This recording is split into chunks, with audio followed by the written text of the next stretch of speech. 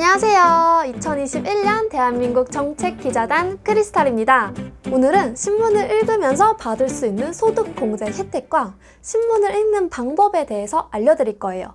여러분, 올해부터 소득공제 대상에 신문 구독료가 추가되는 거 알고 계셨나요? 공제율이 무려 30%입니다. 다만 아무나 공제를 해주는 건 아니에요. 총 급여가 7천만 원 이하의 근로자의 경우에 소득공제 대상이 됩니다. 그런데 이 정도 요건이면 그렇게 까다로운 건 아닌 것 같아요. 또한 신문뿐만 아니라 도서, 공연 티켓, 박물관, 미술관 입장료 등도 모두 다 소득공제에 해당합니다. 다만 신문은 종이신문만 가능하다는 점 참고해주세요. 그런데 이런 소득공제를 받으려면 일단 신문을 읽어야겠죠.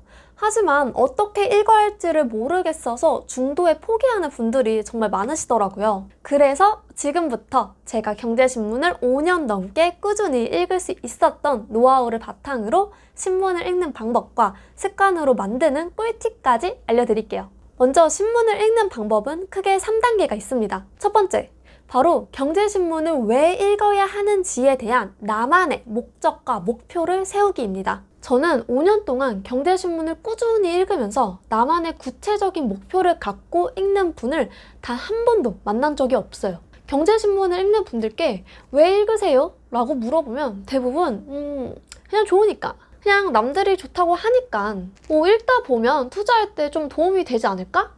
라는 좀 막연한 생각을 갖고 보는 분들이 대부분이더라고요. 하지만 목표가 없는데 경제신문 읽는 게 과연 재밌을까요? 재미없어요. 그냥 숙제 같은 느낌만 들지. 그러면 목적과 목표는 어떻게 세우면 될까요? 참고로 목적과 목표는 차이가 있습니다. 목적은 포괄적인 개념으로 나아가고자 하는 그 방향을 말하고, 목표는 목적을 이루기 위해서 어떤 것들을 실행할 것인지에 대한 구체적인 계획이 될 수 있죠. 먼저 목적에 대해서 말씀드릴게요. 그냥 단순한 목적이 아니라 나한테 맞는 목적이 중요한 거예요.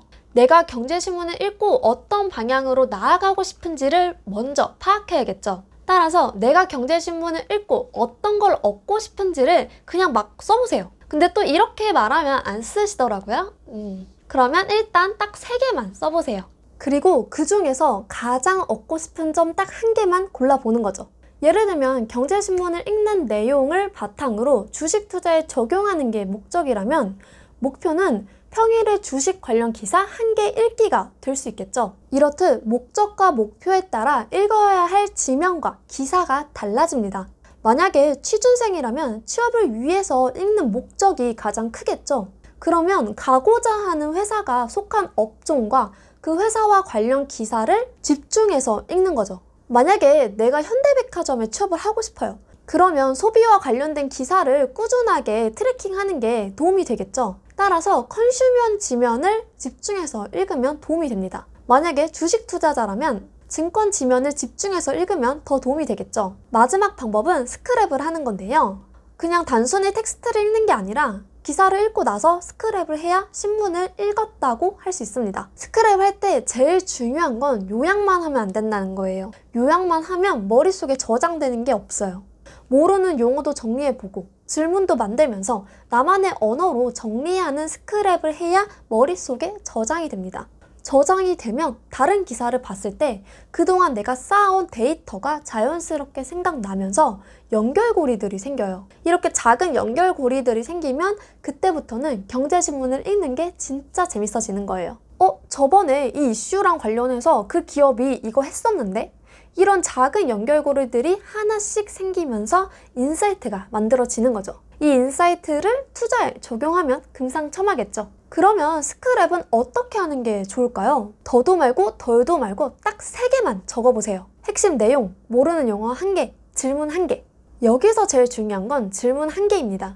계속해서 기사를 읽고 질문을 해야 인사이트를 만드는 힘을 기를 수 있기 때문이죠. 네, 이렇게 신문 읽는 방법을 알려드렸는데요. 그런데 사실 읽는 방법보다 습관으로 만드는 게 더 어렵죠. 그래서 지금부터 꾸준히 읽을 수 있는 저만의 노하우를 알려드리겠습니다. 신문을 읽는 시간과 장소를 정하세요. 대부분의 사람들은 그냥 아침에 출근하면서 신문을 읽어야지 라는 단순한 다짐을 하는데요. 하지만 여기서 빠진 게 2가지가 있죠. 바로 습관을 만드는데 가장 중요한 요소인 시간과 장소입니다. 몇 시에 어디에서 신문을 읽을 것인지 구체적으로 정하지 않으면 행동으로 나타나기 힘들어요. 나는 오전 8시에 사무실 책상에서 30분 동안 신문을 읽을 것이다 라는 구체적인 나만의 법칙을 만들어야 합니다. 그래야 행동으로 이어져요. 네, 여기까지 올해부터 확대되는 소득공제 혜택과 신문 읽는 방법에 대해서 알려드렸는데요. 아직은 연말정산 기간이 아니라서 이런 혜택이 얼마나 좋은지 피부로 와닿지는 않으시겠지만 지금부터라도 미리 알고 내년 초에 있을 올해의 연말정산을 준비해보는 건 어떨까요? 네, 그러면 오늘은 여기까지. 나랏일 온 채널 구독과 좋아요, 알림 설정까지 잊지 마세요. 지금까지 크리스탈이었습니다. 다음에 또 만나요. 안녕.